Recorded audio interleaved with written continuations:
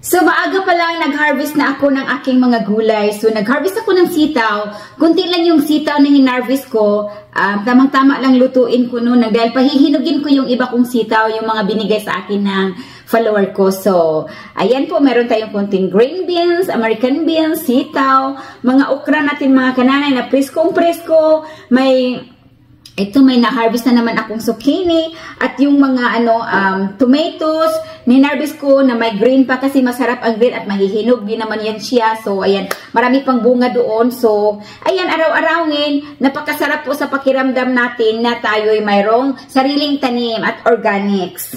At ipakita ko sa inyo sa malapitan, ayan po yung sitaw natin. Yung ibang kulay ng sitaw ay hindi ko hinarvest nang dahil nga pahinugin ko nga yun at gawin kong seedling for the next year. Ayan, gwapa kaayo mga kananay. Way butlig-butlig, buralag si Nanay Jenny.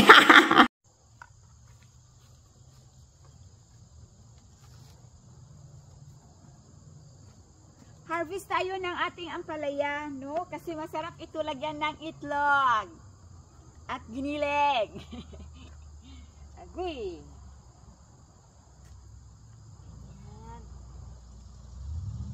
Yuhuu!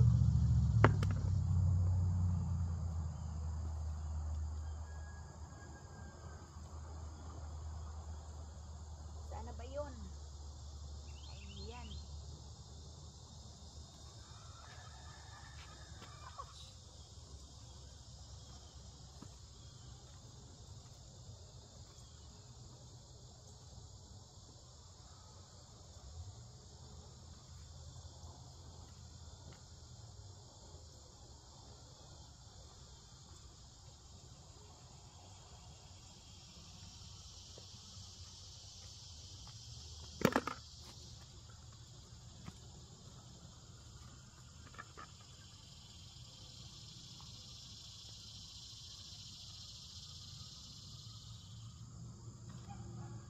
Ang dami kong maging seedling.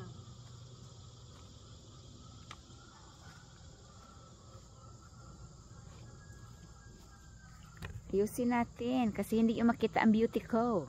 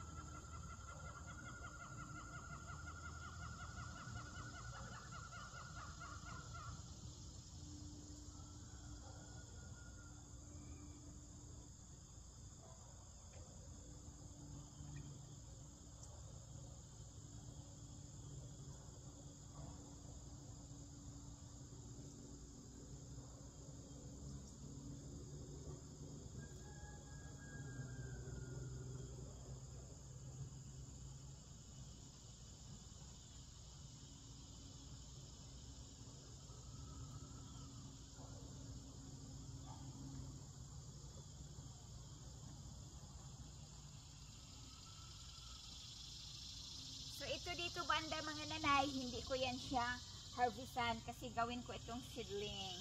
Ayan, arang kagwafa mga nanay, oh, gwafa kayo. Oh, look at this. And ang ating sitaw na purple.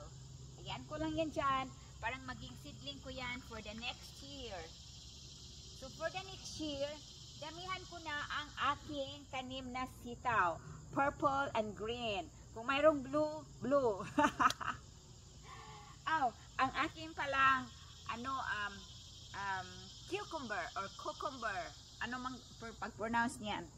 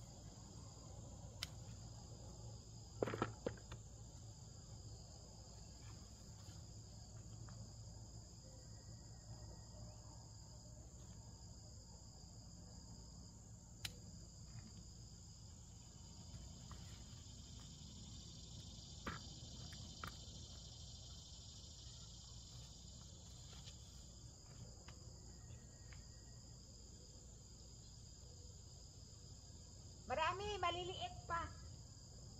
So, ayan.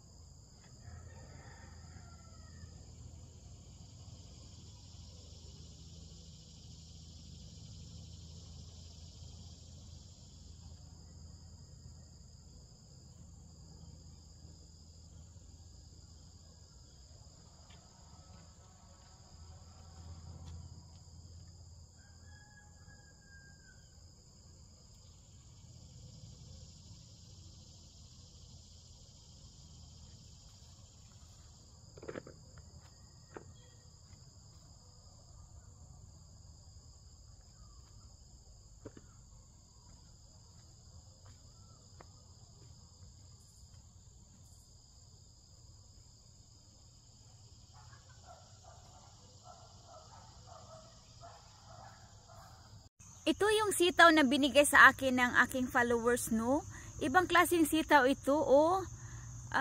Gusto ata niya ng ulan dahil marami pa rin siyang bunga. Mahatak siya ng bunga. Nang dahil sa ulan, ang aking alugbati ay ang taba-taba. Ang laki ng dahon. Nakakatuwa. Sobrang laki ng dahon, no? Tingnan nyo. Grabe. Ayan, oh. Man. So, ang mga moringa ko naman, kailangan na naman ito harvestan. Magtawag na naman tayo ng mga kapwa natin Pilipina, no? So, meron akong tatawagan or i-message later on. Kasi kailangan na siyang harvestan, pwede na siyang mag-harvest dito. Ayan na, umuulan na naman. Diyos ko pa. Kailan kaya ito iinit? Mainit pa yung kilikili ko. So, ayan.